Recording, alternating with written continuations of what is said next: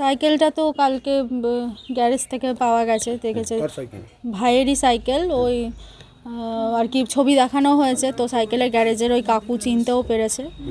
তো বলছে হ্যাঁ, ও রেখে হন্তদন্ত হয়ে নাকি বেরিয়ে যাচ্ছিলো। তো বলেছে পরের দিনকে রাত্রেবেলা সাইকেলটা নিতে আসবে। তো আজকে 5 দিন হয়ে গেল।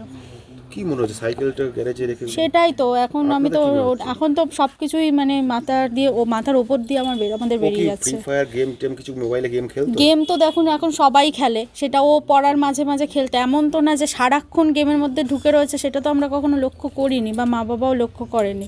ও কিন্তু ঘরের কাজও করতো, মা বাবাদের কোনো কিছু হেল্প করার হলে সেটাও করতো, সব কিছু কিন্তু টাইম টু টাইম করতো। এবার তার মাঝখানে কখন কি গেম খেলতো সেটা তো এখন কার মনে কি আছে সেটা তো বলা যায় না। ফ্রি ফায়ার গেমের কি একটা আসক্তি ছিল?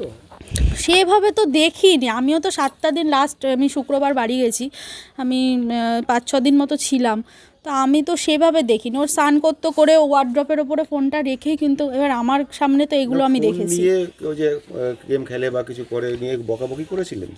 এমনি তো মা বলে মাঝে সাঝে, কিন্তু দুদিন মানে যে এই এখন ফোনটা রাখ, খেতে বস, মানে ধরুন খেতে মা ডাকছে, ও ফোনটা তখন দেখছে, তখন আগে ফোনটা রাখ, আগে খেতে বস, হ্যাঁ এখন পরীক্ষা, ফোনটা কিসের জন্য ধরছিস।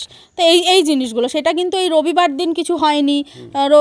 আগের দিনকে রাত্রেবেলা হয়তো খাওয়ার সময় মা বলেছে ফোনটা রাখ, রেখে খেতে বস, কিন্তু তা নিয়ে যে বিশাল অশান্তি, মারধর, এইসব কোনো দিনই না।